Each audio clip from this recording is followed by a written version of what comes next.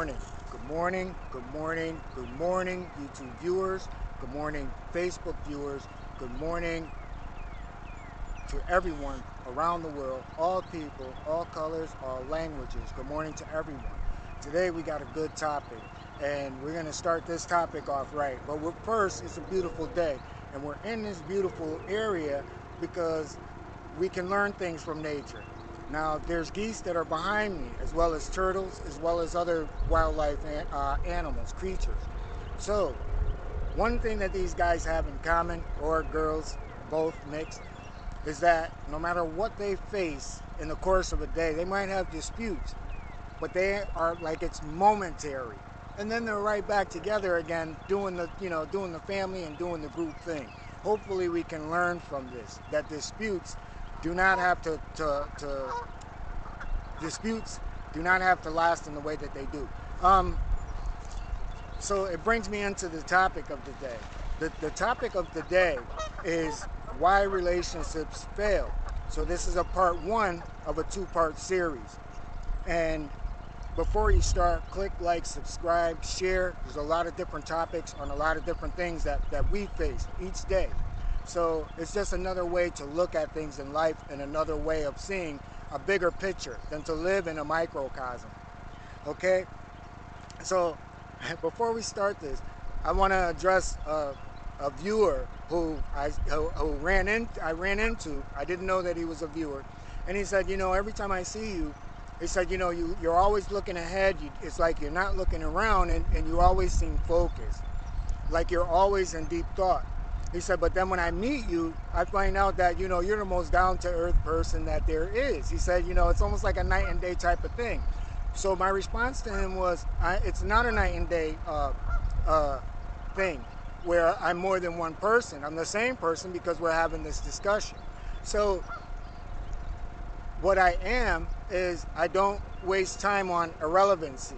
So, life is too short. And, irrelevancy is things that really don't pertain to you. So if I'm walking, I'm only looking at the things that interest me, which is not worrying about what everybody else is doing.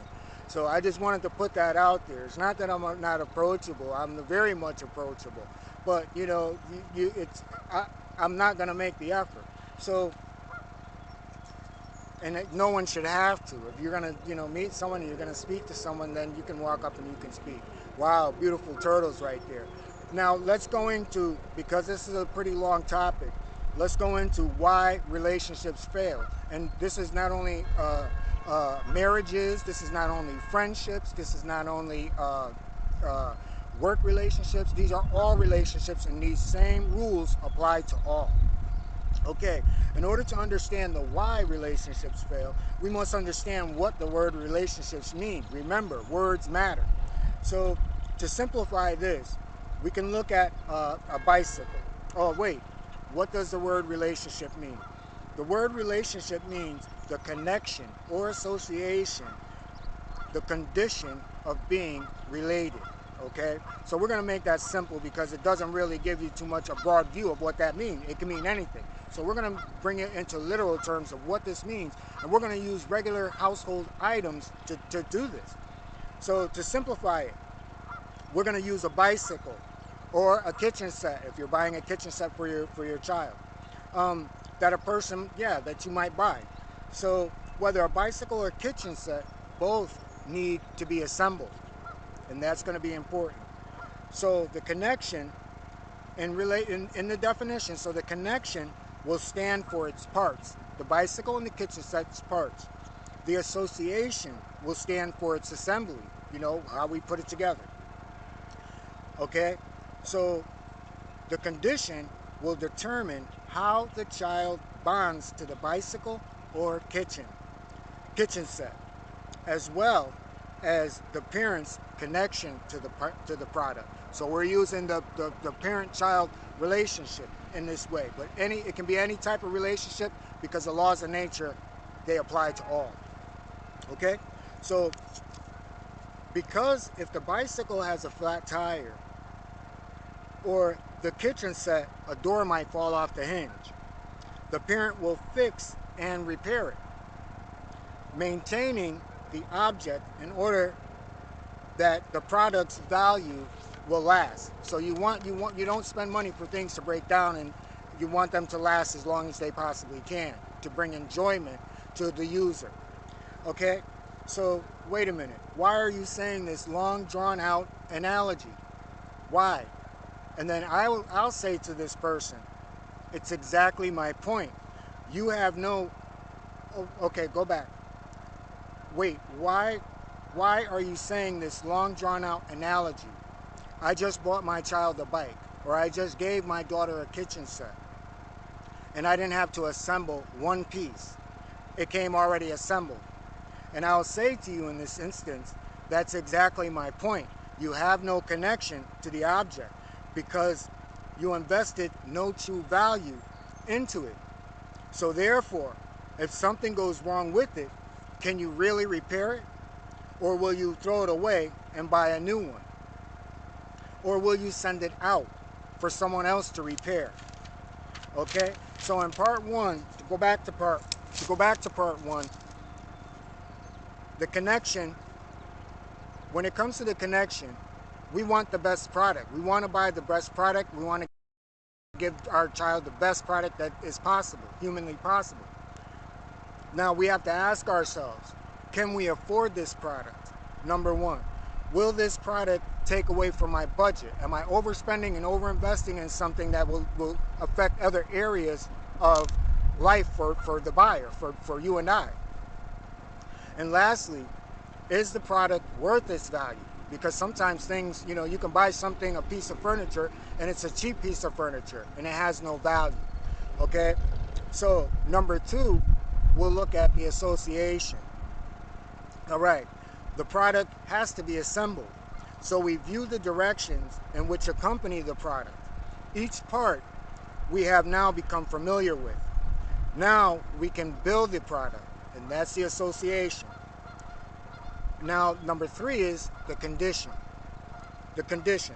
Now that we have all the parts and all the parts have been assembled, did we use all of the parts? Because sometimes we build things and we buy them and we assemble them and we find a screw, or we find a nail, or we find a bolt, or we'll find even a piece, an actual piece to the part, thing that we're buying, the object that we're buying. Excuse me. And then lastly, did we glue that part on, adding to what was not mentioned in the manual? And are we satisfied with the product? And when I say glue, sometimes we'll have parts and we don't know what they are, so we'll just take glue, adding to what the product or object is, where this product now is unstable because all the parts have to be put on in order for this object to work. Okay, and then number four, related. How are these things related? The product is represented to the child. So the child in turn smiles, gives you a hug, gives you gratitude, thanks you, the best person in the world. Now, we as adults, we have the security of knowing that if something goes wrong with this product that you have given to your child, our familiarity with that product, our chances of repairing it is much greater than if we bought the product already assembled. So if something goes wrong, we actually can say, hey, it's got a flat tire, I know how to fix it. Or the door, again, falls off the hinge, I know how to repair that. We don't have to throw that away, we can make this work. Okay? And I want to leave you with this, because it's a beautiful day. And part two is going to be different also.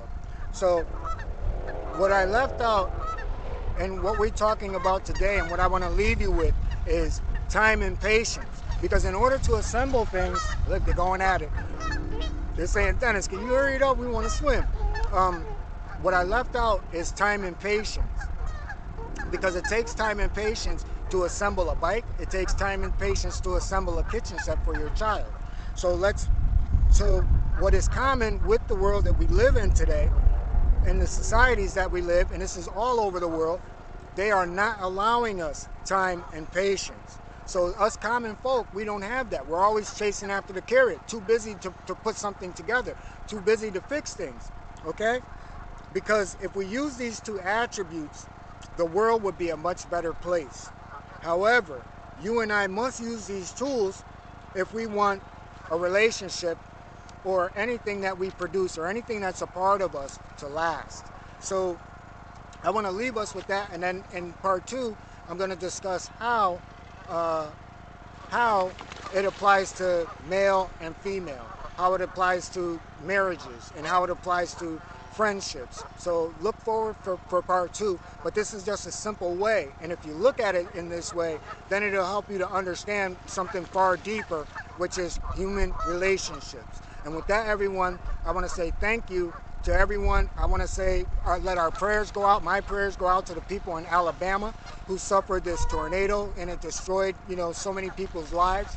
Our sympathy goes out to you. And also, I want to thank the new viewers, and I also want to thank the people who have come forward, with comments, because any comment that I have, I'm more than willing to answer it, and I'll fact check for you. So have a beautiful day, have an awesome day, and with that, everyone, peace and blessings.